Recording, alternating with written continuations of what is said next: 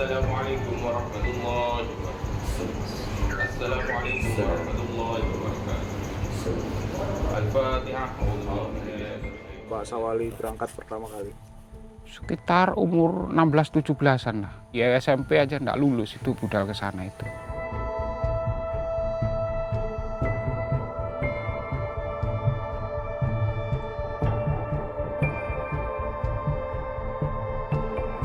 Alhamdulillah wa inna ilaihi raji'un. Setelah berpulang ke Allah, saudara kita, saudara Sawali.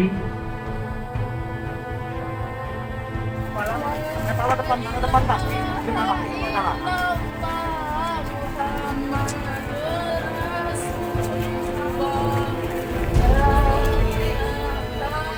Kerja ke Malaysia. Ya saya tak ingat tahunnya, tak ingat.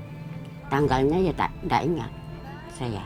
Tapi saya sudah bilang sama adik saya tak boleh ke Malaysia. Enggak yuk, saya kepingin rumah. Katanya adik saya, tak boleh ya di sini tak ada orang, tak ada bapak, tak ada ibu. Saya sama siapa? Oh enggak yuk, sekejap saja, kata Fatimah yang bilang sama saya.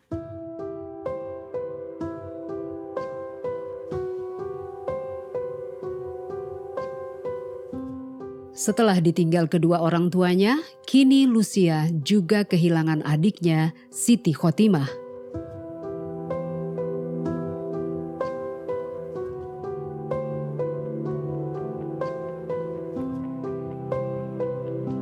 Balik nang Indonesia berubah jenazah ini didiake ya apa Mas yo.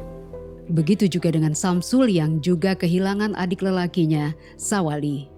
Bentuknya ya seperti biasa-biasa seperti peti-peti umumnya lah waktu jenazah datang itu. Maksudnya dibungkus? Iya dibungkus peti sama plastik sama tali paten itu mas besi itu. Itu memang jujur kalau itu saya yakin kalau itu adik saya. Masalahnya apa? Mulai dari proses disuceni, mulai dimandikan, dikafani sampai disolati sama teman-temannya di hospital itu. Sampai pemulangan di rumah sakit, sampai ke bandara, selalu di kamera kan. Iki jenazah sama Jeki. Sampai di kapal terbang pun kan bisa di kamera. Sampai di Bandara Soekarno selalu di video itu. Sampai sini, di video terus, sampai pemakaman.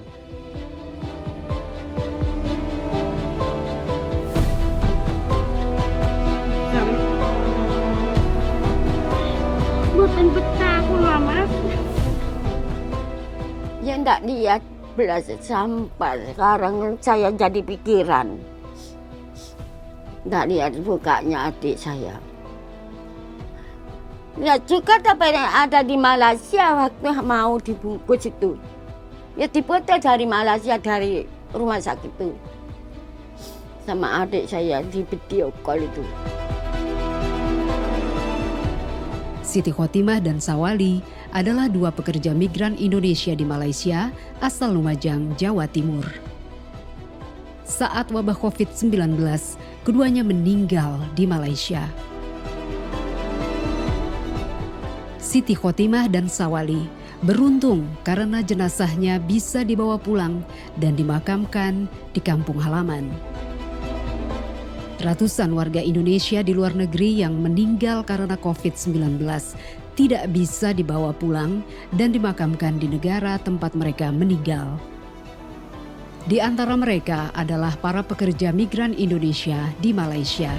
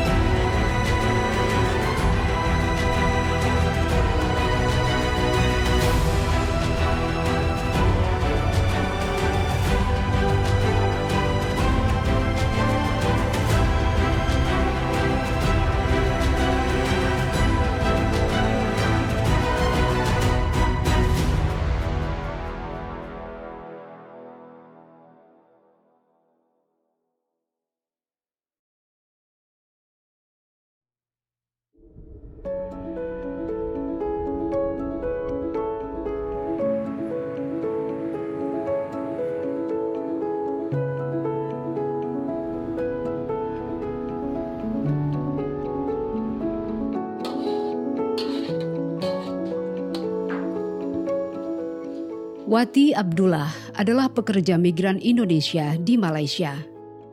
Masuk di Malaysia sejak tahun 2000. Saya di sini kadang saya kerjanya itu ya kayak sambil-sambilan gitu ya. Kadang saya membantu kakak saya gitu. Di kedainya pernah kerja di supervisor ya, kayak pembersih cleaner gitu. Kadang saya tukar lagi kerja lain gitu. Ya macam-macam lah kerja saya buat.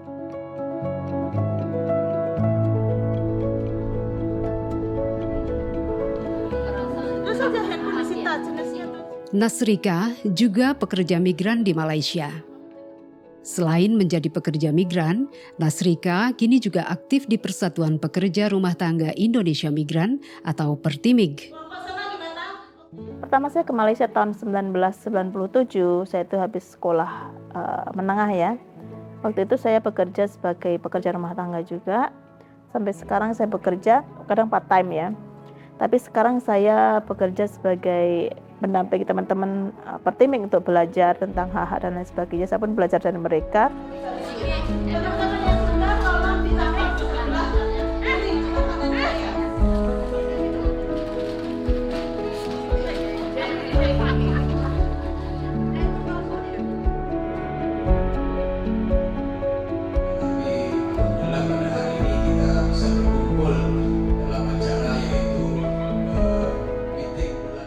Ridwan Ismail adalah pekerja migran sektor konstruksi di Malaysia.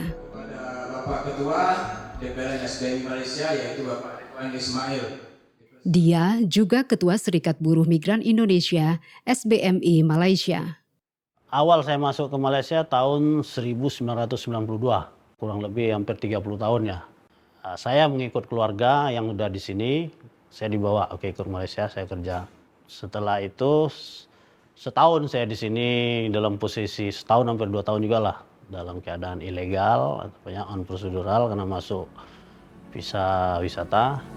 Penularan wabak COVID-19 menimbulkan ancaman yang sangat serius bagi seluruh dunia. Lebih 30 kes baru direkodkan di 2 kampung di Simpang Renggam, Kelong Johor. Sebagaimana negara lain di dunia, awal tahun 2020 wabah COVID-19 juga merebak di Malaysia. Ketika COVID kemarin ya, memang kondisinya cukup chaos ya. Dan ini pengalaman yang pertama untuk masyarakat semua dan juga untuk pemerintah ya. Jadi kayak ada shock terapi gitu. Jadi kondisi kemarin sangat kalang kabut, chaos di mana-mana. Jadi kepanikan itu ada. Kayak waktu itu kayaknya didenda gitu ya. Didenda misalnya nggak pakai masker, didenda RM1.000 gitu. Duit Malaysia didenda RM1.000 kalau nggak pakai masker, kalau misalnya keluar tanpa sebab yang nggak penting gitu, didenda juga. Jadi mereka ini pada takut keluar. Bahkan berbelanja pun harus punya izin lah hitungannya kan, mau keluar punya izin, 1 orang aja dibenarkan untuk berbelanja waktu itu. Memang sangat memprihatinkan.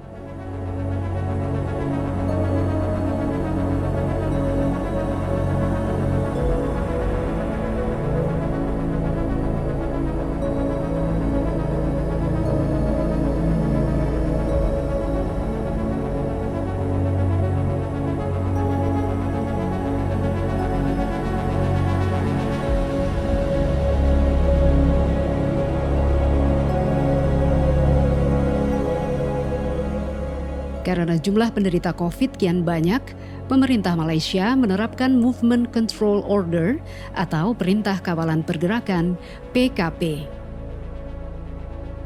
Di Indonesia, kebijakan ini disebut dengan PSBB atau Pembatasan Sosial Berskala Besar.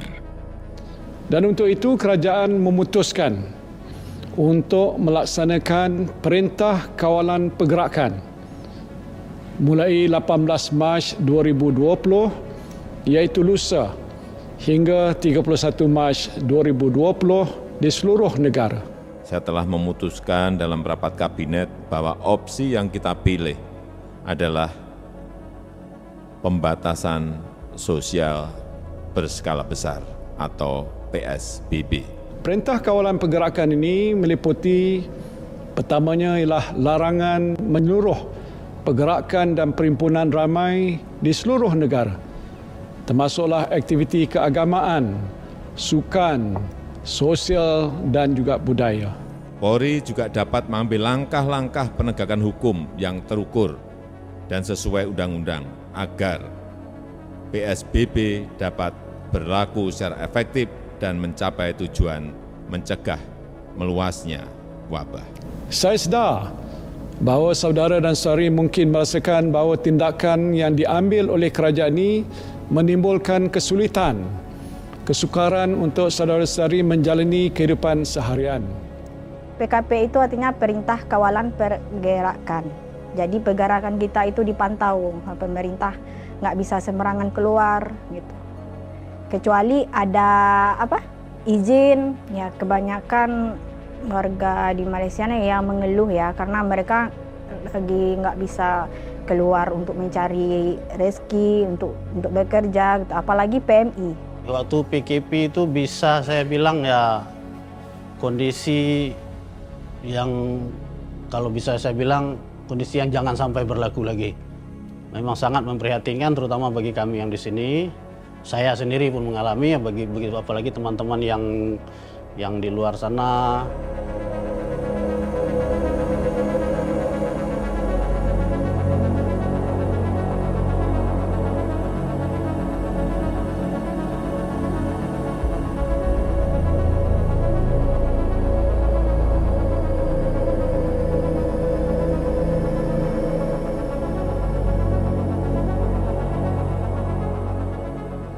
Saat lockdown, warga Malaysia dilarang keluar rumah. Ketika masa pandemi itu yang paling urgent adalah kekurangan makanan ya. Apalagi mereka yang tinggal di kongsi, di bangun-bangunan kan, mereka itu bisa dibilang diisolasi total. Subhanallah, ini kondisinya begitu mengkhawatirkan. Mereka terkunci dari kongsinya. Akhirnya kita harus coba kita lihat bersama bagaimana mereka keluar dan masuk dari kongsi dan bagaimana kita menyerahkan bantuan. Banyak pekerja migran Indonesia terkurung di kongsi atau bedeng sementara yang menjadi tempat tinggal selama bekerja di Malaysia. Di dalam ada ratusan TKI kita yang terkurung di sini, terkurung di kongsi ini. Kita lihat mereka tidak bisa keluar, mereka tidak bisa membeli bahkan makanan serta beras. Akhirnya mereka hanya bisa bertahan hidup dengan apa yang bisa dimakan di dalam. Iki sami-sami iki salam deki kondisi anu boleh telepon boleh gitu apa kekurangannya pada ngone tulinya terana bibina.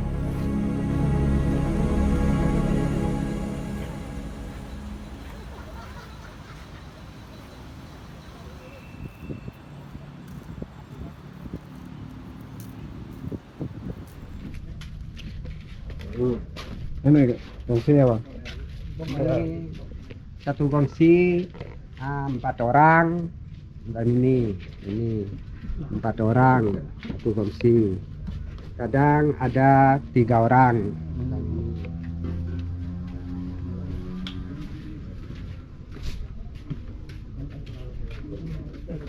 Ini juga. Ini besar ya ini. Ya. Ini. Ini berapa? Ini ada 2 orang. Oh, 2 orang. Ini ada 2 orang. Madura ini semua. Tapi muat berapa satu bilik ini? Satu kontainer kalau musim tak ada COVID 8 orang. Nah, pas COVID kemarin sampai keisi berapa satu kontainer? 3 orang, 4 orang minimal. Oh, 3 orang, 4 orang. Di masa normal, kongsi bisa dihuni hingga 900 orang lebih. Namun saat wabah COVID, penghuninya dibatasi. Ini tempat mandi kita, kita tandas belah sana. Ini kondisi ada belah sana lagi. Sana ada juga. Nah, waktu COVID semua ngumpul di sini semua, Bang? Iya, ngumpul di sini semua. Waktu COVID. Nah.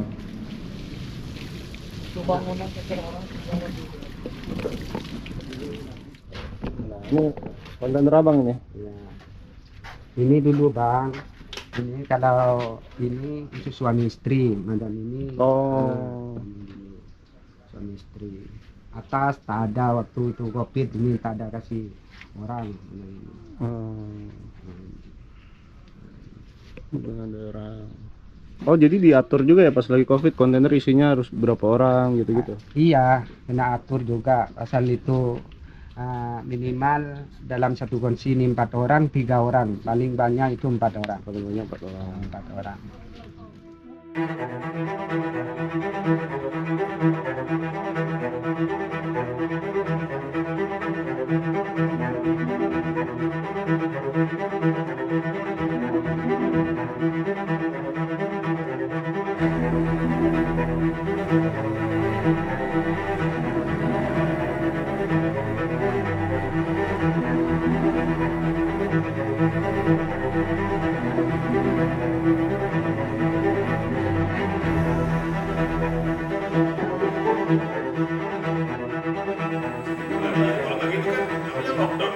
Kondisi berat ini disadari Kedutaan Besar Republik Indonesia di Kuala Lumpur.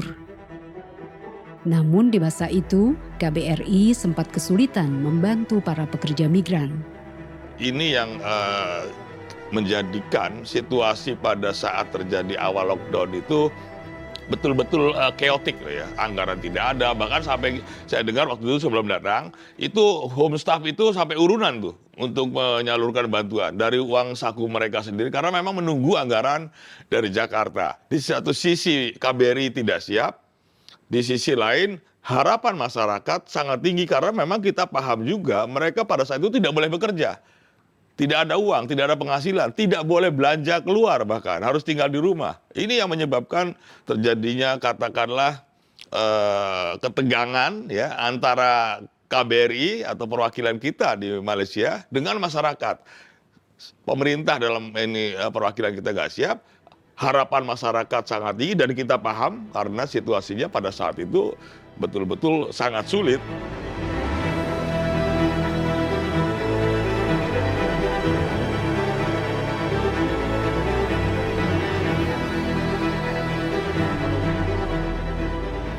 Tak hanya di perwakilan Indonesia di luar negeri, ketidaksiapan itu juga terjadi di Kementerian Luar Negeri di Jakarta. Jadi ketika kita bicara pandemi COVID, ya, memang tidak ada satu negara pun yang siap menghadapi pandemi ini dengan magnitude yang begitu besar. Dalam sejarah dunia, terakhir kita mengalami pandemi yang begitu besar itu sekitar tahun 1917. 1917 ketika ada Spanish flu. Dan apa yang terjadi dengan pandemi COVID yang kita hadapi, ini magnitude jauh lebih besar karena dunia sudah semakin mengglobal. Nah, dari sisi Kementerian Luar Negeri, kita dalam beberapa kasus sebelumnya memang sudah punya pengalaman mengenai proses-proses evakuasi. Namun tidak pernah kita menghadapi proses evakuasi yang sifatnya karena biohazard, karena pandemi. Di tengah ketidaksiapan itu, akhir Januari 2020, pemerintah mengevakuasi WNI yang terjebak di Wuhan, China, lokasi awal merebaknya virus COVID-19.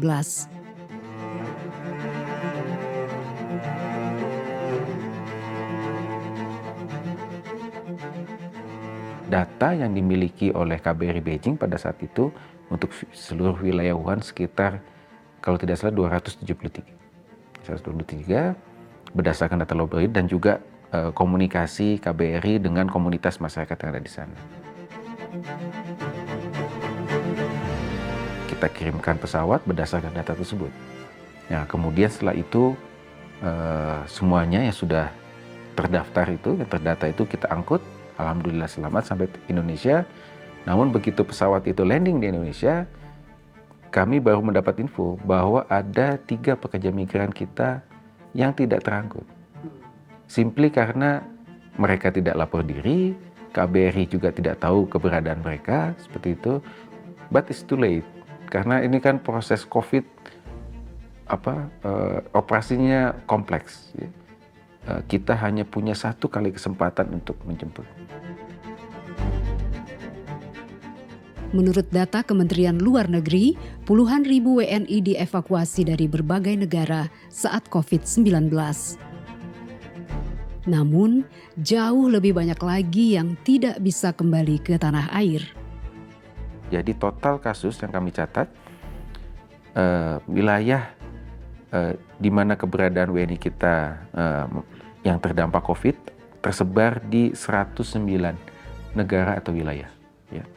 Kemudian total jumlah kumulatif kasus WNI kita yang terkena COVID itu 74.455, di mana jumlah kematian 413, sisanya sembuh, seperti itu.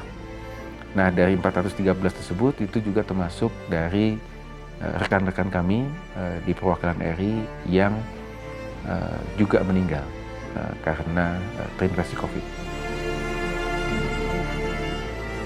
Di antara yang meninggal itu adalah pekerja migran Indonesia.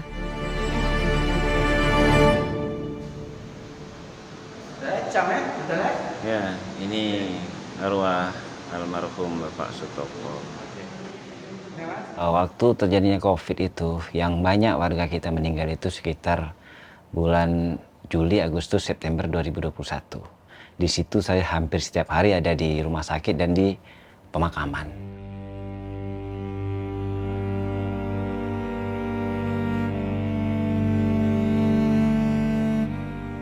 Yang meninggal ini adalah Sutopo, pekerja migran asal Lamongan, Jawa Timur.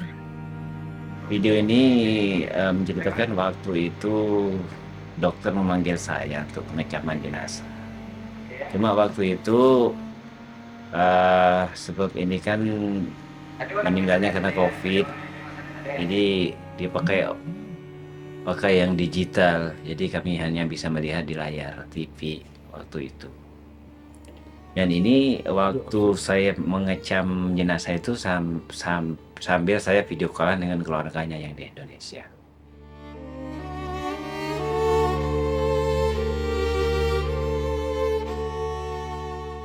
Jenazah Sutopo tidak bisa dipulangkan ke Indonesia. Pengurusan jenazah dilakukan oleh komunitas warga Indonesia di Malaysia serantau. Di hari yang sama pada waktu itu ada 17 jenazah yang dikuburkan bersama-sama. Dan tempat penguburannya ini ialah di tanah penguburan Islam Bukit Kiara Damansara. Waktu itu saya bersama dengan adik Bapak Sutopo yang ikut mengantarkan langsung ke tanah penguburan. Di situ pihak KKM yang membantu menguburkan semua, dan setelah itu, setelah selesai penguburan 17 jenazah itu baru dibacakan talqin. Jadi baca talqinnya di sekalian aja, sekaligus gitu. Dan itulah visual wen-wen jenazah yang mengantarkan jenazah pada waktu itu. Ada 17 wen. Ini penguburannya pakai alat. Biasanya gitu ya. Pakai alat berat itu? Ya, pakai alat berat. Oh. Nah, dan para waris itu hanya bisa memerhatikan dari jarak 20 meter.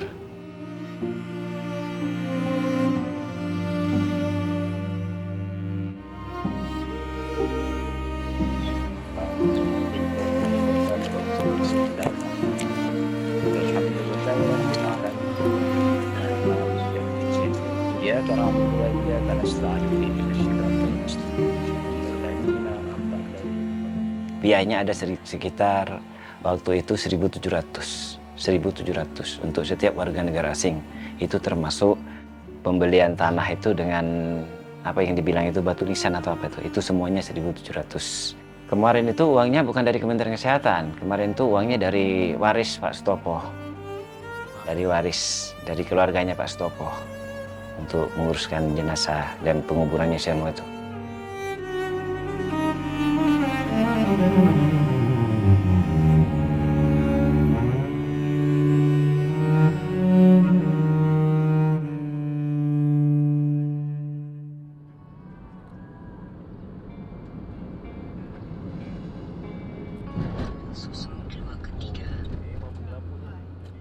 Saat Sutopo terkena COVID, Wati Abdullah sempat berkunjung ke rumahnya. Namun selepas itu, Wati malah tertular virus COVID. Waktu itu saya derma duit itu untuk Pak Isngaini dan Sutopo itu kami mau ngasih gitu dengan Pak Isngaininya, dengan Pak Sutoponya. Dan waktu itu kita ngantar ke rumahnya. Kita kan duduk aja ya di ruangan gitu. Duduk kita cerita-cerita sama anaknya. Setelah kita kasih derma, ya sudah kita pulang. Dan keesokan harinya saya itu kayak mengalami demam gitu ya, demam. Mau karantina di rumah sakit nggak dikasih karena udah penuh ya wattnya. Memang nggak ada sama sekali. Dan kawan saya sarankan suruh ke swasta aja. Dikasihnya nomor yang rumah sakit, bukan rumah sakit, dia kayak apa itu? Tempat belia sukan, tempat olahraga itu ya. Dan di sana itu dijadikan tempat isolasi, tapi berbayar. Kita sendiri yang bayar. Kalau kita masuk sana, kita sendiri yang bayar.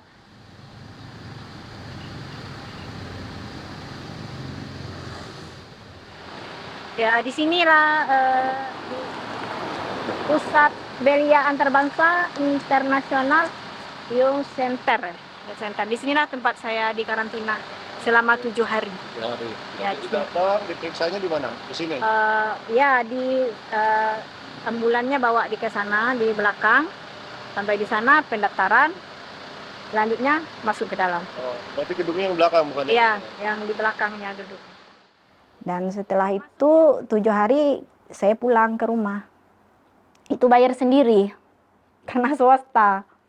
Waktu itu 7 hari dalam 1.800 ringgit ya saya bayar.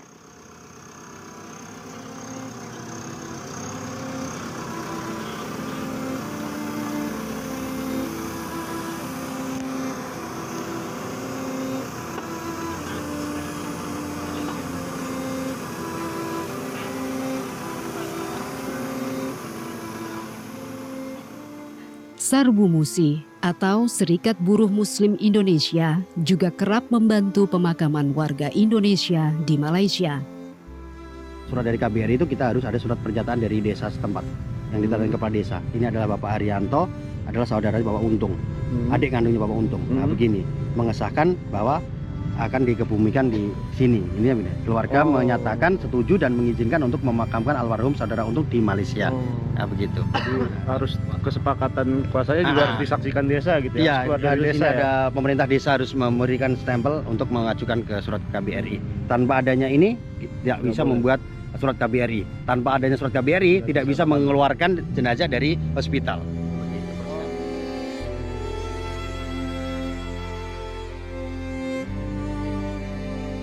Pernah dalam mengajukan, dalam misalkan orang sakit di KBRI atau gimana gitu kan, di samping istilahnya agak ribet birokrasinya atau apa gitu kan, kita nggak tahu juga karena orang meninggal ini kan harus kasihan, harus segera dikebumikan. Kalau kita akan menunggu dengan birokrasi begini nanti kasihan juga, kasihan yang meninggal gitu loh Mas.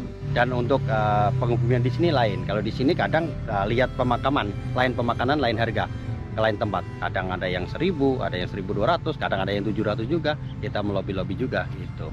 Ada satu case juga yang warisnya nggak punya dana tapi minta tolong untuk dipulangkan. Nah, terpaksa kita juga akan kutip sampai berapa waktu itu? 6.500 ya Mas. Itu pun kita akan kutip. Tapi ya karena mungkin ada kita kerjasama teman-temannya, kerabatnya apa semua gitu. Kalau setakat untuk pemakaman yang di sini itu kan nggak sampai, paling banyak pun 1.500. Itu kita anggota di grup WhatsApp cukup. Peran komunitas warga Indonesia di Malaysia membantu pekerja migran yang terdampak COVID sangat besar. Ini diakui oleh Menteri Luar Negeri Indonesia, Retno Marsudi. Kami mengucapkan terima kasih kepada organisasi masyarakat Indonesia di Malaysia yang telah bahu-membahu dengan perwakilan Republik Indonesia di Malaysia dalam penyediaan dan pendistribusian sembako. Salah satu peran komunitas itu adalah distribusi bantuan sembako.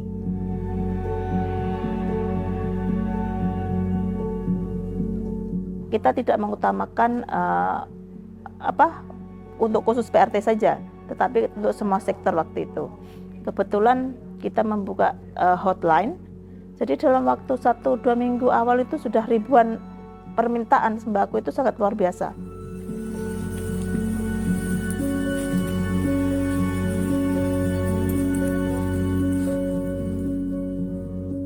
Saat menyalurkan bantuan sebenarnya banyak, termasuklah sampai mobil saya itu menggunakan mobil, bukan mobil pribadi saya ya. Pernah terjadi kebetulan waktu itu bersama Bapak Dubesnya sendiri, iring-iringan kita itu, iring-iringan ya, sebenarnya dikawal polisi sih, ada eskortnya di depan, tapi kita kena barisan belakang, Pak Dubesnya di depan, kita hilang duluan, kita hilang di belakang, guling di belakang.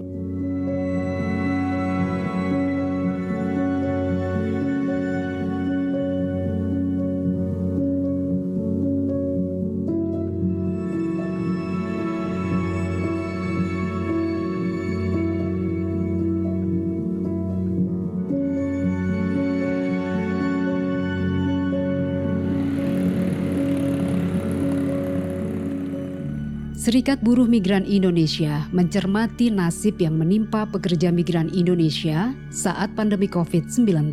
Bahwa sistem ketenagakerjaan di masa pandemi menjadi salah satu isu krusial yang perlu kita tingkatkan. SBMI melakukan penelitian nasib pekerja migran Indonesia di beberapa negara penempatan. Untuk melihat terkait dengan pelayanan perwakilan terhadap buruh migran yang terdampak COVID, khususnya yang masih ada di sana, ada 5 masalah krusial yang kami temukan. Yang pertama adalah masalah ketenagakerjaan, yang kedua adalah masalah kesehatan, yang ketiga adalah masalah pangan, yang keempat adalah masalah bantuan sosial yang lain, yang kelima adalah terkait dengan soal stigmatisasi. Malaysia, khususnya perwakilan RI, sudah membagikan beberapa sembako, bingkisan-bingkisan kepada sekian ribu pekerja migran yang masih ada di sana. Kami melihat ini bagus di awal ya, tetapi kami mengembangkan kembali. Ini betulkah kemudian bantuan-bantuan ini sudah menerapkan kewajiban negara bahwa bantuan ini harus menyeluruh gitu ya.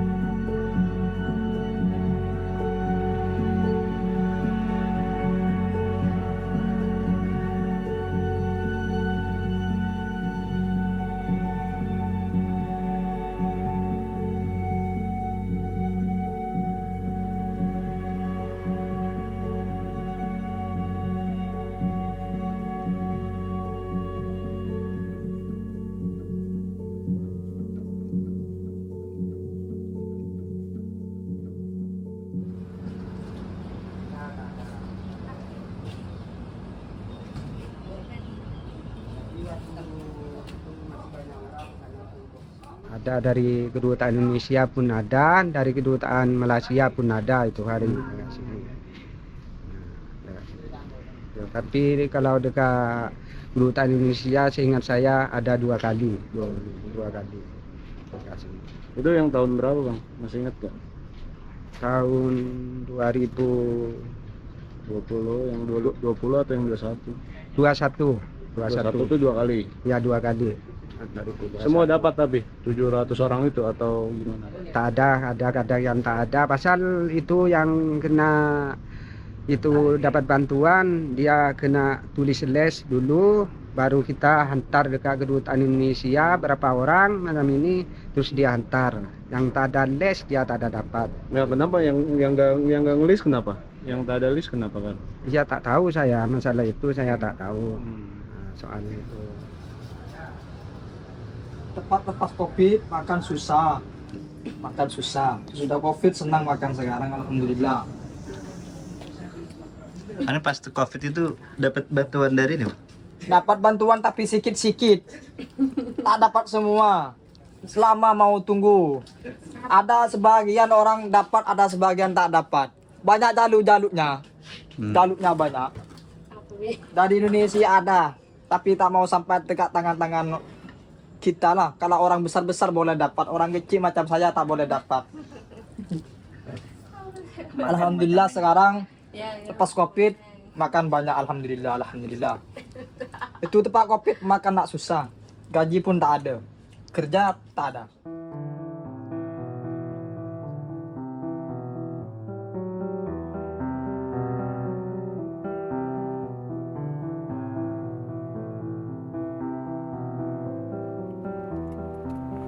Ini kita mau kemana nih, Bang? Ke kongsi tempat pekerja warga Indonesia yang ada di sekitaran Sarawak. Dimasuk ke dalam kebun.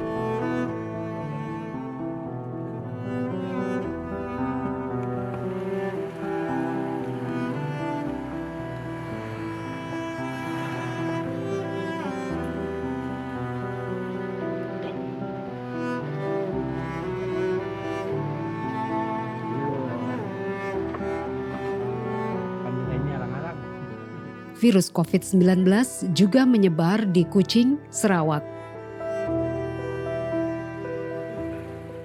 Perintah Kawalan Pergerakan (PKP) juga diterapkan di Kuching. Ada cetak. Bantuan begitu tuh? Ada. Tapi boleh keluar nggak ini? Apa? Waktu COVID kah? Buat beli ke jalan gitu? Tidak. Enggak. Anslah kalau keluar. Bos yang ntar bawang makan. Nah, yang itu bos yang kasih lah. Bos yang kasih? Karena habis bawang bos, telepon lah, beras habis. Oh berarti kalau habis telepon aja? Nah, telepon bos. Waktu COVID memang tidak pernah saya keluar. Sama dengan macam ini hari-hari pun tidak pernah. Oh ya, memang sehari-hari juga nggak pernah? Ya, karena memang nggak pernah. Jauh ya, ya. Ini juga. Memang tidak pernah. Nggak dapat bantuan dari KJRI? Nggak ada. Terus ada minta lapor gitu nggak ke KJRI kah? Ya ada. Nggak, biar dia? Ya. Karena dapat juga dari majikan ya? Iyalah itu, cuman makan saja lah dari majikan. Ya, tiada lain, cuman kami doakan sini makan tanggung macam itu. Tapi sempat pernah ada yang kena nggak di sini COVID? Yang kena dah? Tiada. Nggak ada yang pernah kena? Tiada. Cuman pekerjaannya pun 4 orang saja. 4 orang? 4 orang buat kerjain berapa blok Pak? 3 kandang lah. 3 kandang? 30.000 ayam dia. Yang lebih parah yang pertama, mereka ada beberapa responden kami yang mengatakan kami tidak bisa mendapatkan akses pangan, walaupun mau beli nggak bisa. Ya kalau kita ngelihat tidak merata gampang, tapi yang kalau suruh melaksanakan sendiri gimana? Nah, iya, kalau Anda melaksanakan bantuan untuk katakanlah 1 juta orang, jadi kalau cuma ini ya paling gampang lah, pastilah. Tetapi coba yang ada di lapangan, menghadapi situasi lapangan. Kita nggak bisa merata kalau kita punya data. Data itu tidak mungkin tidak kita dapatkan kalau masyarakat tidak bekerja sama. Kan itu persoalannya. Kita kan nggak mungkin, oh data kasih sampai kapan gitu kan. Kan semua harus diverifikasi. Data menjadi alasan kurang maksimalnya bantuan dan perlindungan terhadap warga negara Indonesia di luar negeri, termasuk para pekerja migran. Namun, berapa sesungguhnya jumlah warga negara Indonesia di luar negeri? Ini pertanyaan yang paling sulit untuk dijawab.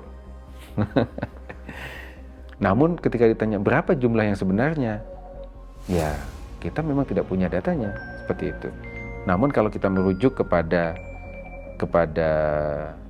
laporan dari Bank Dunia tahun 2017, mereka memprediksi. Jadi ini angka prediksi, bukan by name by address. Angka prediksinya ada 9 juta. Nah, bisa dibayangkan, Mas.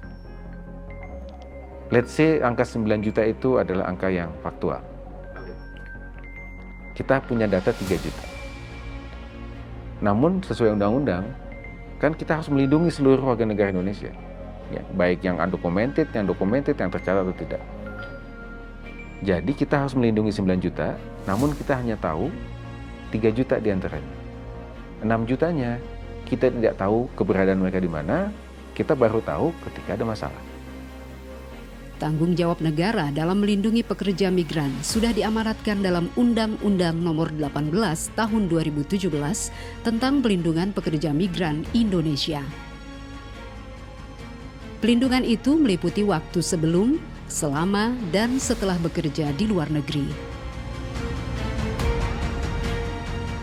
Tanggung jawab itu juga mencakup saat terjadi situasi darurat seperti wabah penyakit. Bahkan menurut Undang-Undang Nomor 37 Tahun 1999 tentang hubungan luar negeri, pemerintah wajib mengusahakan pemulangan dengan biaya negara.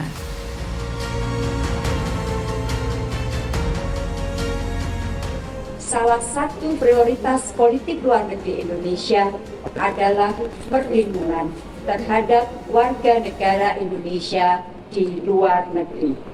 Prioritas ini menjadi lebih relevan pada saat pandemi COVID-19 terjadi. Kementerian Luar Negeri bersama dengan seluruh perwakilan Republik Indonesia di luar negeri terus berusaha semaksimal mungkin agar dapat menjalankan tugas perlindungan ini sebaik mungkin. Tentunya dengan pandemi ini, maka tantangannya menjadi semakin besar. Sebetulnya konteksnya bukan lepas tangan ya.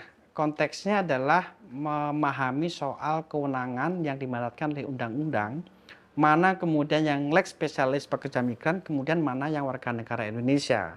Artinya kalau memang pekerja migran itu tidak terjangkau bagi khususnya yang prosedural, tidak terjangkau pada Undang-Undang 18, seharusnya Kemenlu menggunakan kewenangannya sebagai perwakilan kita, delegasi RI yang ada di luar negeri menggunakan Undang-Undang Hubungan Luar Negeri.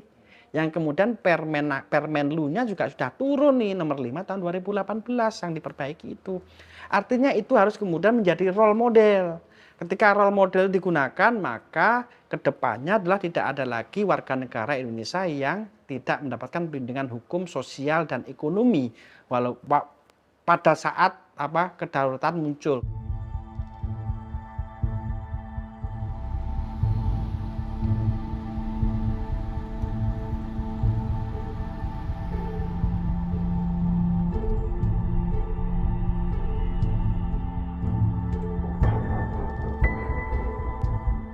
Tak hanya masalah kesehatan, pekerja migran di Malaysia banyak yang kehilangan pekerjaan. Tragisnya, banyak di antaranya ditelantarkan setelah di PHK. Terlantar nih, dia tidur di pinggir ini lah, di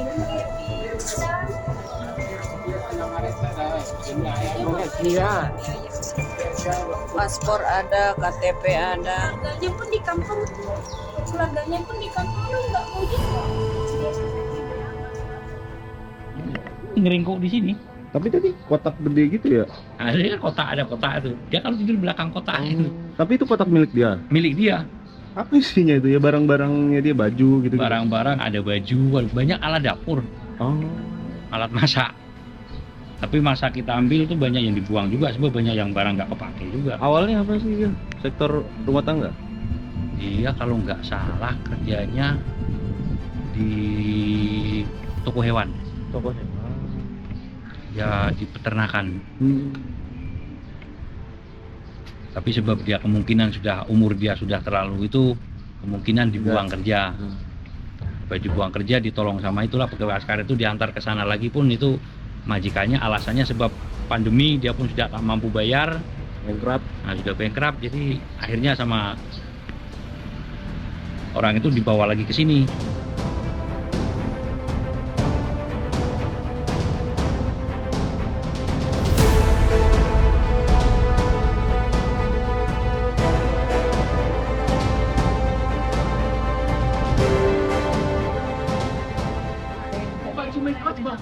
Kemarin yang ya. itu. Oh iya deh. Jadi dapat info itu dari ibu ini jualan di sini. Ya, tuh hai. Ini dek, kan aku nggak sengaja jalan. Pas itu ada kawan buat tahu, Ibu Ayu dekat sana ada orang telantar.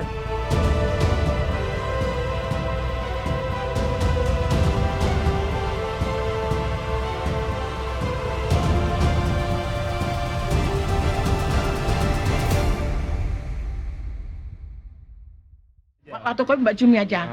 Lalu sebelum Covid ada juga orang Cilacap, orang mana ya? Taman Bong. Orang Taman Bong namanya Yati. Anaknya siapa ya? Anaknya 7 orang. Dia kerja nggak digaji 6 tahun. Jadi gila. Itu orang Cilacap. Kak sini juga makanya ada kak saya. Ada dia saya kasih makan.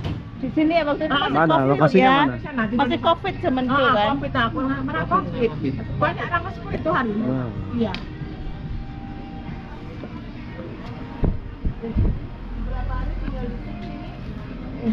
Ya. Itu masih tutup waktu itu. Oh, di sini. Ditutup, makanya aku kirim gambar itu kan.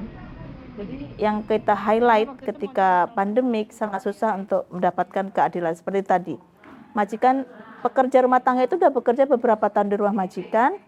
Ketika mereka minta gaji ataupun hak-haknya, mereka just membuang saja di pinggir jalan. Dan waktu itu sangat sulit ya, karena tidak ada pergerakan dibenarkan. Jadi semua orang, itu kayak majikan itu mengambil kesempatan ya.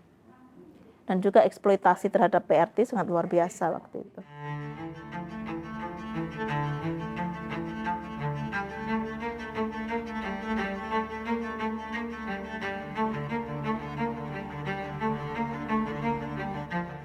Saat lockdown, pemerintah Malaysia juga menutup seluruh pos perbatasan. Pada saat itu pemerintah Malaysia memberikan pengampunan sepanjang parti WNI orang asing yang mau keluar dari Malaysia itu mereka tidak kenakan terapkan akta immigration. Makanya kita juga pada saat itu menghimbau kepada seluruh WNI kita yang posisi statusnya undocumented atau ilegal, saatnya lah untuk mau pulang. Nah itu, karena tidak ada aturan, mereka kan tidak akan dikenakan aturan hukum.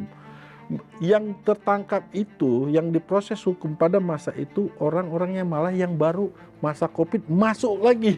Itu yang ditangkap.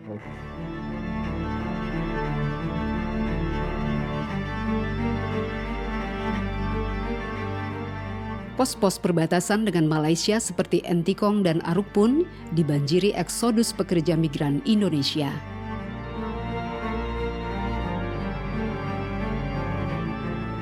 Dari pos-pos perbatasan, pekerja migran dibawa ke kota Pontianak.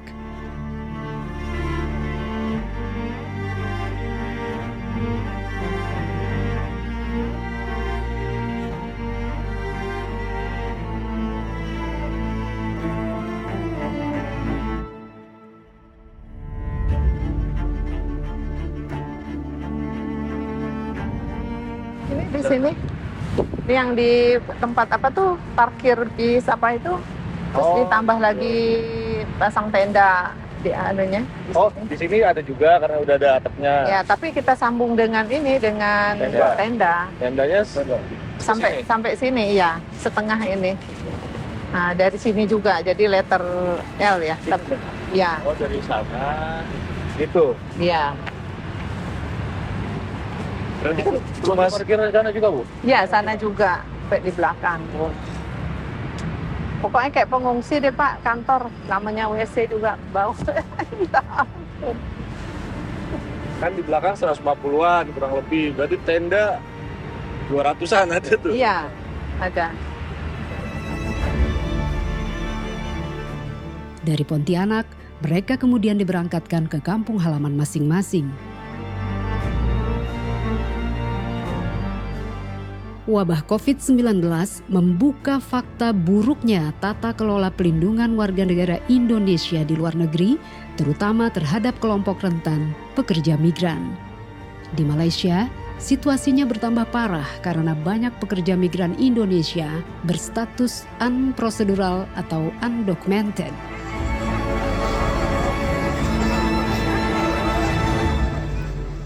Kalau pekerja-pekerja kita dokumented, jelas semuanya, itu nggak ada masalah perlindungan itu. Nggak ada itu masalah perlindungan. Semua ini kan timbul karena masalah undocumented. Apakah ada bencana, apakah dia disiksa, apakah dia nggak dibayar, itu ya kalau kita lihat ujung-ujungnya ya karena mereka undocumented. Namun, benarkah pekerja migran prosedural tidak menghadapi masalah?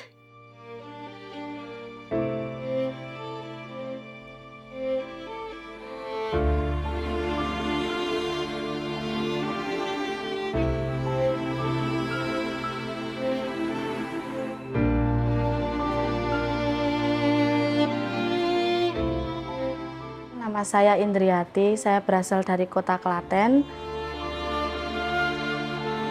Iseng-iseng ya pertama awalnya karena teman-teman ikut, teman-teman minat mau ke Malaysia, jadinya saya pun tertarik pengen ke Malaysia.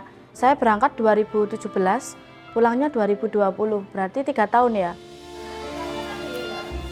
Indriati berangkat ke Malaysia secara legal alias berdokumen resmi.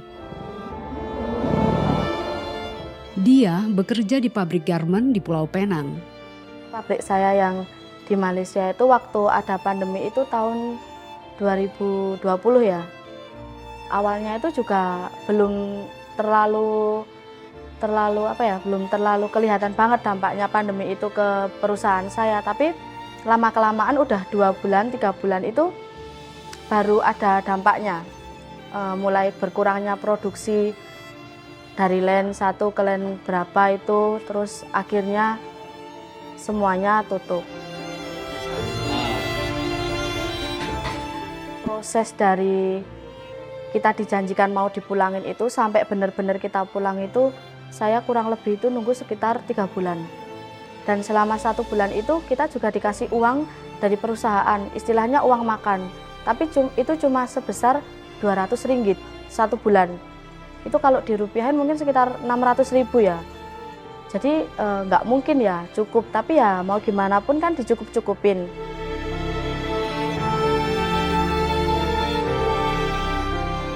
Jadi menunya itu selama saya nggak kerja itu ya kayak gitu aja. Telur goreng, pakai sambal gitu aja. Kalau nggak ya mie instan.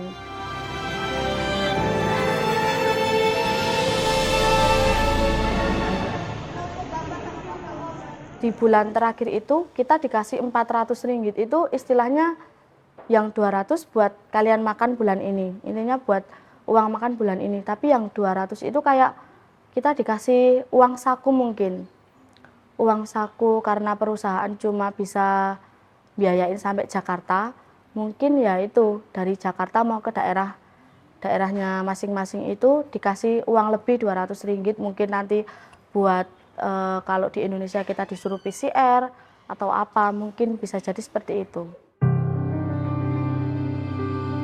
Sulawesi, Malang, kita harus tuntaskan perjuangan kita hari ini.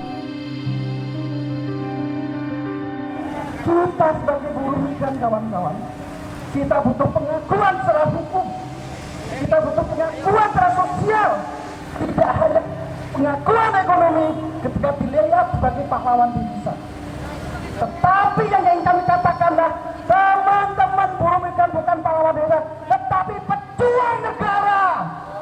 Pejuang negara, yang negara wajib melakukan perlindungan kepada teman kita buruh migran Indonesia.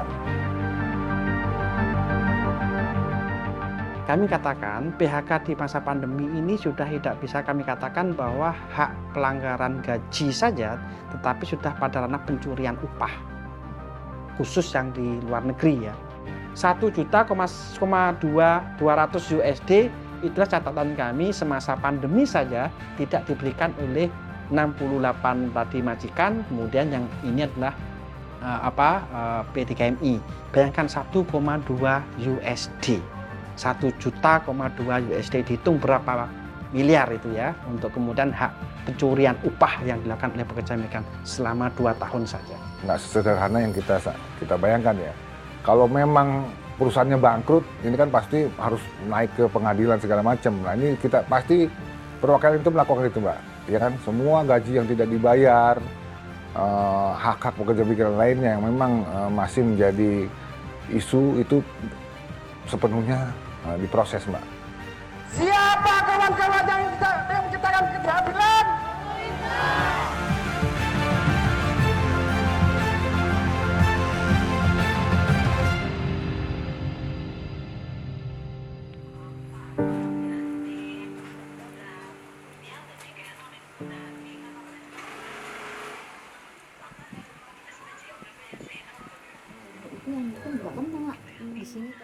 Ini kenal nggak? Ya itu dia, ini lakinya. Oh ini laki, ini kan harusnya. Kalau habis nikah nih kalau nggak salah ya PUD. Nanti ada foto nanti aku cariin. Kangen nggak, Bu? Kangen nggak? Oh, ya kangen normal.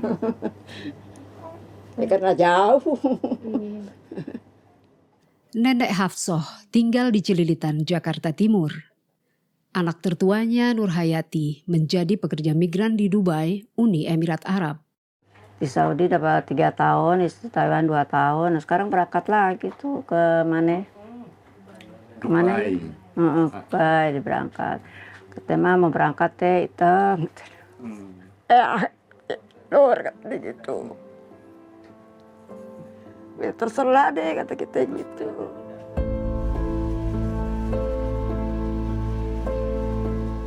Saya tulang punggung semuanya dari dulu nyari uang dari ke Taiwan, ke Saudi, ke Dubai. Saya yang nyari, alhamdulillah. Buat orang tua, buat adik.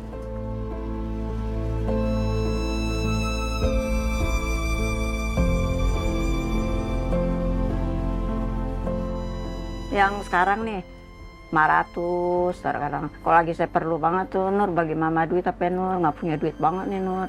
Kasih suka 200, 300. Ngasih nggak pernah banyak. Kan suka ngasih anaknya kan masih sekolah. Gitu. Buat anaknya yang dikasih. Yang namanya Marini tuh suka ngirim sama dia. Kata Bar, mama suka ngasih duit, ngasih nih katanya. Suka ngasih dia. Kalau lagi bisa minta dikasih dia.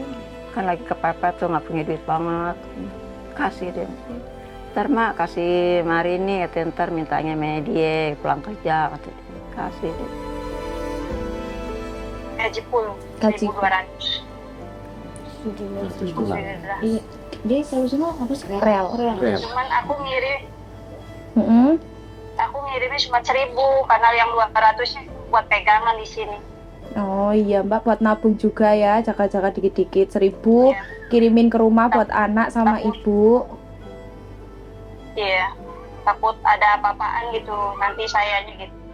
Nur Hayati dan jutaan orang lainnya berjibaku menjadi pekerja migran saat wabah COVID-19 melanda dunia. Tadi ibu bilang doanya cuma 1 mau kena, biar lebaran pakai mukena baru. Ibu. Udah dibeli 2, besok datang 3 hari lagi datang. Tuh, alhamdulillah. Sama emak-emak. Datang Bu. 3 hari lagi mukenanya datang. Dibeliin 2. Pesen 2. Tuh. Kiriman uang atau remiten yang dikirim menopang ekonomi keluarga mereka di saat pandemi COVID. Tak hanya itu, remiten dari pekerja migran itu ikut membantu ekonomi di dalam negeri.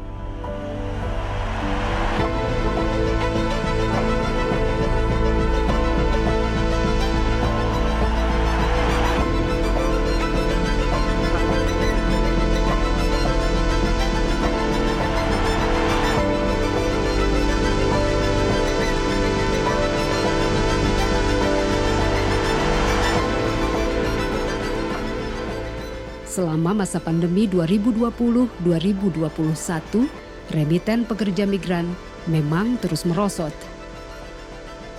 Namun, bagi ratusan ribu keluarga pekerja migran di Indonesia, kiriman uang itu sangat membantu. Tak heran, pemerintah tancap gas mengirim kembali ribuan pekerja migran setelah pandemi reda.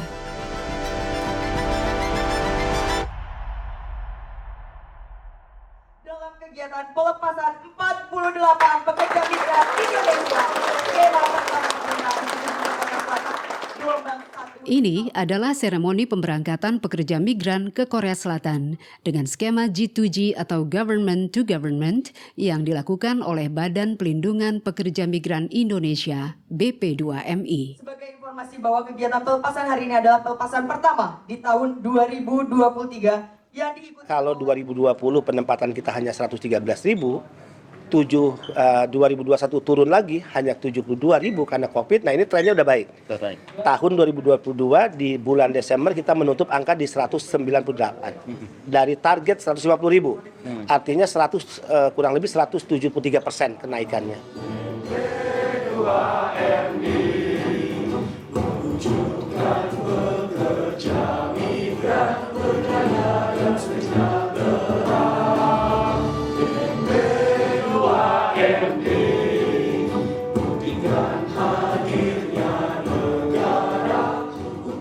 Presiden pernah melepas, Menko pernah melepas, Menteri, kemudian juga para anggota DPR dan orang-orang penting di negara ini.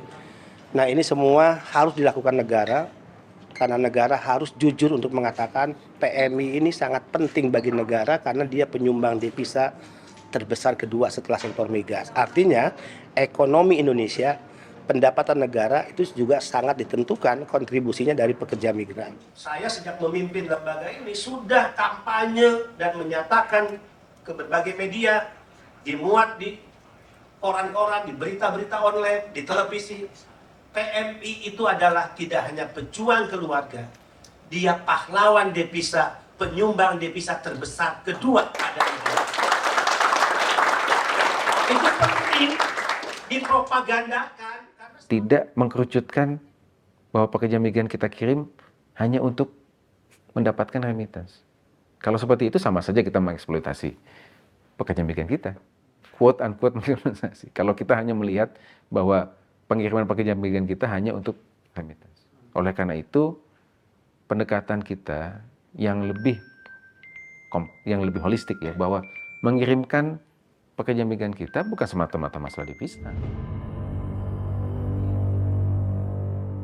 Ini adalah alarm dari Kementerian Luar Negeri. Sebab Kementerian Luar Negeri dan perwakilannya lah yang paling kalang kabut saat muncul kasus yang menimpa pekerja migran.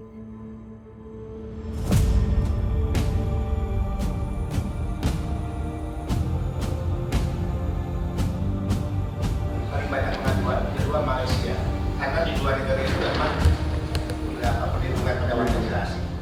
Nah, Indramayu tertinggi di Indonesia. Lombok, NTB ya. Jawa Timur berarti Malang. Meskipun BP2MI sudah memiliki command center yang canggih ini, namun kasus-kasus yang menimpa pekerja migran terus berulang. Kasus terbanyak memang menimpa pekerja migran ilegal atau unprosedural. Ini menjadi isu krusial di pemerintah pusat. Bagaimana kemudian kita bisa turunkan ke daerah?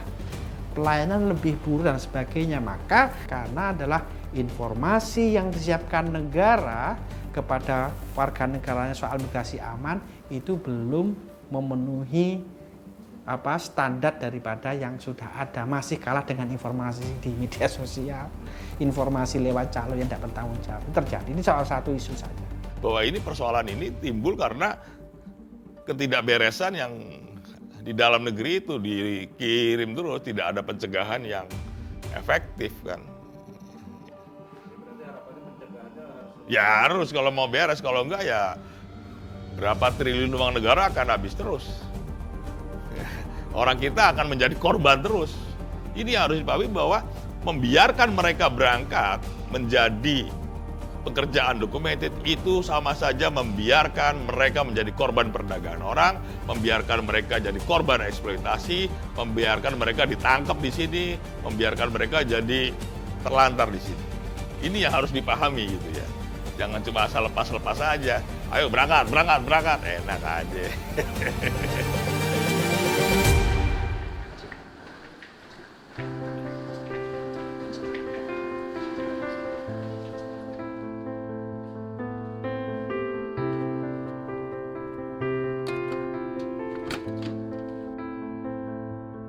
Nama saya Budi Harto, asal dari Grobogan, Jawa Tengah. Nama saya Tri Aji Handoyo dari Grobogan.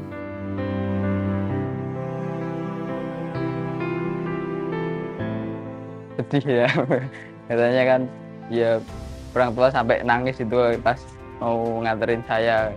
Ya gimana, aslinya ya saya ya ikut sedih, tapi ya demi masa depan ya harus berusaha nekat gitu. Ya bersyukurlah dari penantian selama 2 tahun udah berada di sini, rasanya ya campur aduk. Nemtek itu akan dipakai sampai sana? Sampai Korea. Sampai tempat. Tiket berapa tadi Mas? tiket pesawat? Beda-beda sih. Kalau saya Korean Air 76.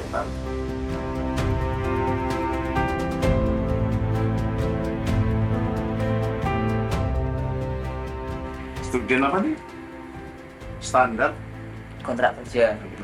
Kayak isi kerjanya itu tugasnya apa aja gitu, kayak waktu kerjanya jam berapa, dari jam berapa, istirahatnya itu ada.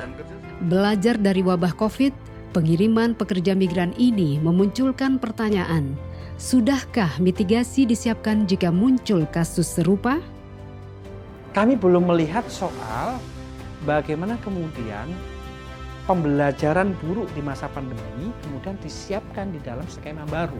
Ketika COVID sudah mulai membaik, maka kita keluarkan Kepmenaker 294. Kepmenaker 294 ini merupakan pedoman yang Mbak Wilang tadi tanya, pedoman bagi tata kelola tempat pekerja migran di masa adaptasi kebiasaan baru. Jadi di situ kita bikin SOP, ada beberapa SOP layanan di pemerintah, SOP layanan di mana? Di LPK, layanan di P3MI, bahkan sampai ke LTSA. Nah inilah bentuk pedoman yang coba kita susun, bagaimana kita melakukan menjamin bahwa pekerja migran yang berangkat ke luar negeri ini mematuhi protokol kesehatan.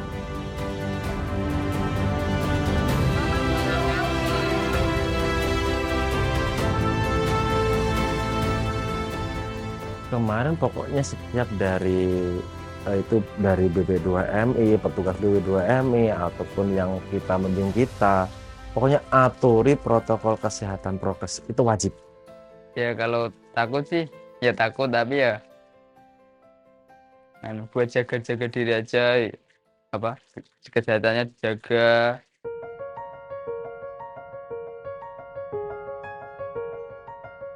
Aturan baru protokol kesehatan bagi pekerja migran memang penting.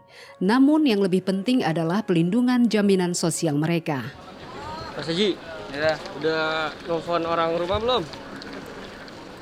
Udah, tadi udah Ngabarin. ngabarin. Nanti kalau mau naik pesawat ngabarin lagi. Nangis-nangisan lagi tadi? Sedih? Iya. Tapi tetap semangat. Semangat ya? Semangat berjuang.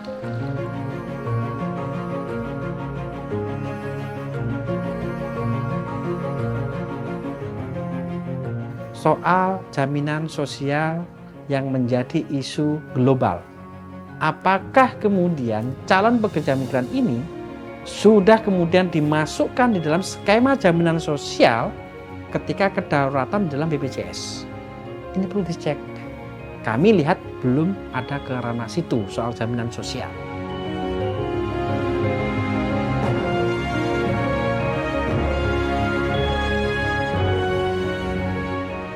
Sistem jaminan sosial bagi pekerja migran sebenarnya sudah tertuang dalam Undang-Undang Pelindungan Pekerja Migran Indonesia.